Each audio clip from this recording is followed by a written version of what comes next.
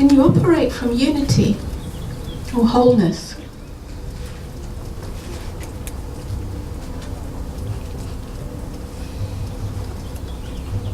the abundance of this moment and each moment is available. There's no more need to feel abundance. Very often we want to feel abundant. Abundant in love, abundant in joy, abundant in peace, abundant in connection.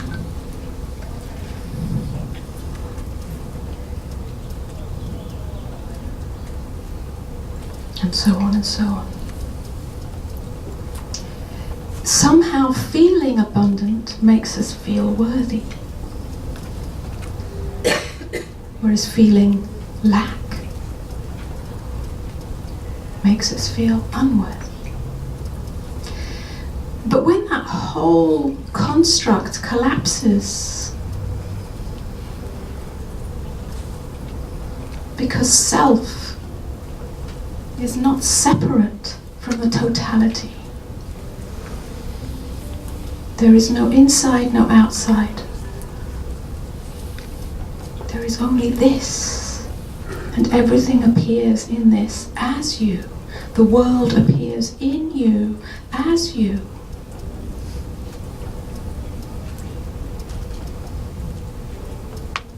The world is not doing things to you, bad things or good things.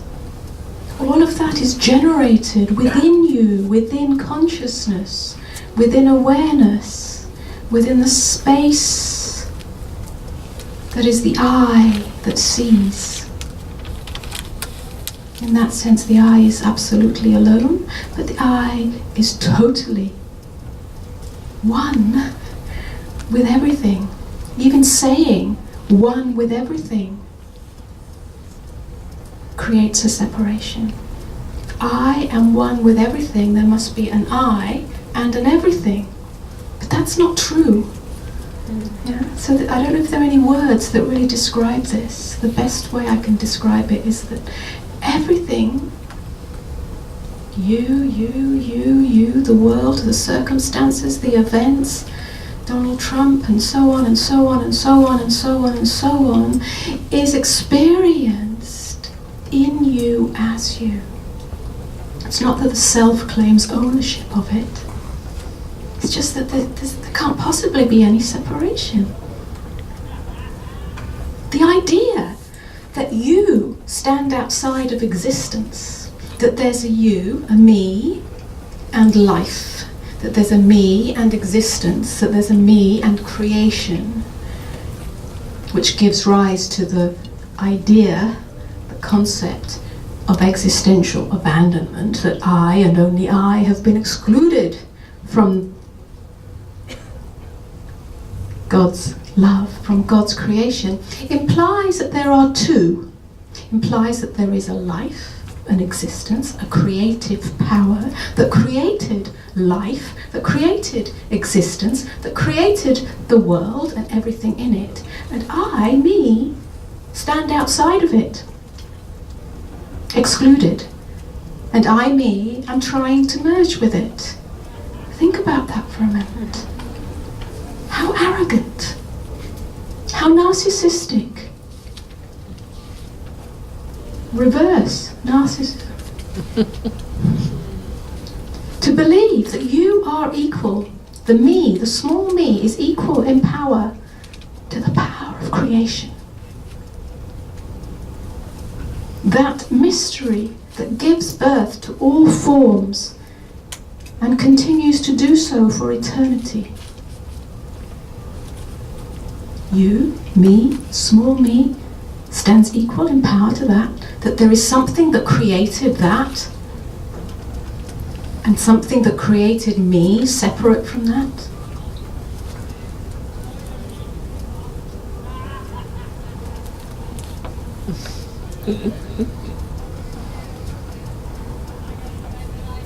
No.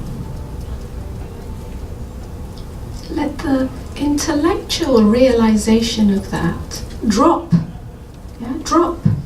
into the heart. Drop into the visceral sense through contemplation. Drop into the belly as an inner knowing that you are inseparable from the creative impulse that gives birth to all form, all manifestations, all that is experienced as your inner world and outer world. So how can you be separate from that?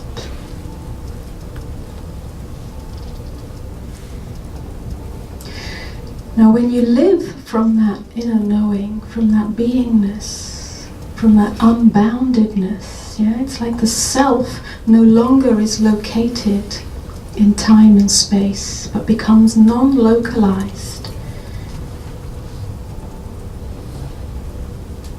Yes, there's still the experience of me operating the world and sitting here and speaking and so on, but somehow the location of that is not imprisoned here. It's here and everywhere.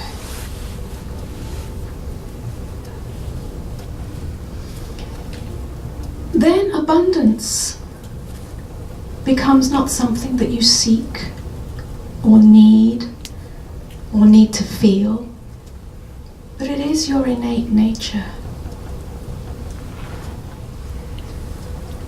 The more you rest in unbounded openness of now and now and now and now, and the more free you are of the circumstances of your life, the less need you have for anything to give you anything in order to make you feel good about yourself, then the more you can give yourself to the world. Because you then have the courage to live selflessly. There's no more waiting to be good enough. There's no more waiting to be rich enough or successful enough or clever enough or creative enough or spiritual enough or safe enough in order to give yourself totally to this and this and this and this. There's no more one day I will be and then I will.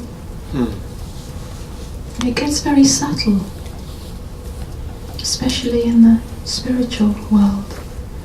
Now, where you give your attention is the waste of time and space. If you give your attention to the me that needs things to be a certain way in order to, then life will pass you by, and the preciousness, the uniqueness, the richness, the abundance that is forever available will pass you by, or rather you will pass it by. Now,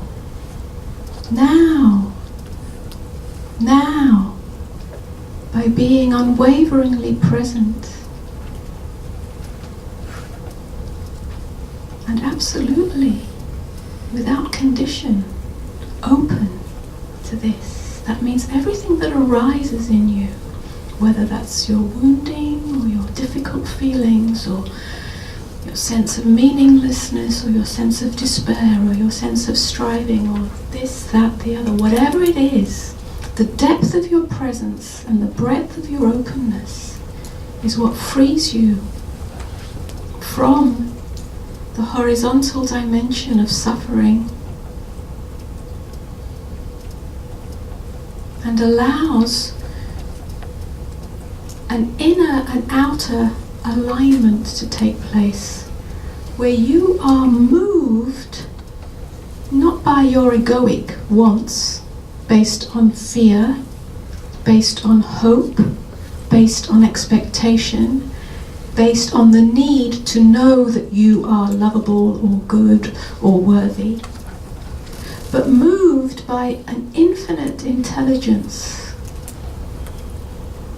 in which you and that intelligence are one and the same, then you are really creative, you are truly intelligent, you are of service, not of service to the world because you think you are doing good things or the right things, not arising out of anger or injustice, because that arises out of division, but arising out of wholeness, which is the same as saying as arising out of love. Life takes on a completely different dimension. Yeah? And then you can live fully, and you can die empty. You live fully, courageously, you give everything. It's a kind of self-exposure. The concern is not for the self, and yet the self is very involved in it. Yeah? The self and intelligence, true intelligence, God's intelligence, divine intelligence, infinite intelligence, love's intelligence is one and the same. But there's a selflessness in that. Because with each breath, with each in-breath, you inhale the totality of your experience. No holds barred, nothing is excluded from that. It's not that something is worthy and something isn't unworthy. This thought is worthy and this thought is unworthy. This feeling is worthy, this feeling is unworthy. All of it is inhaled, deeply, absorbed, digested, metabolized, loved to death. Transmuted on each inhale, and on each exhale, your life is released. In that moment, your story of me is released. In that moment, you die. And if that death is a physical one, that's the same. It doesn't matter whether it's in the body or not in the body. The willingness to inhale fully, to live fully, and then die fully. Die into emptiness. Die empty. Jesus said, it is harder for a rich man, or is it, hang on, it is easier for a camel to enter through the eye of a needle than for a rich man to enter the kingdom of heaven. Now, the rich man is not somebody necessarily who's accrued a lot of material wealth or possessions, although it may well be, and is very likely to be. But what the rich man that's being referred to really is somebody who's invested a lot of meaning in what has been accumulated. Whether that accumulation is a material one, or a psychological one, or a spiritual one. Someone who's invested themselves, given a lot of meaning to what has been accumulated, and therefore carries a mountain of beliefs, self-beliefs, beliefs around worthiness and unworthiness.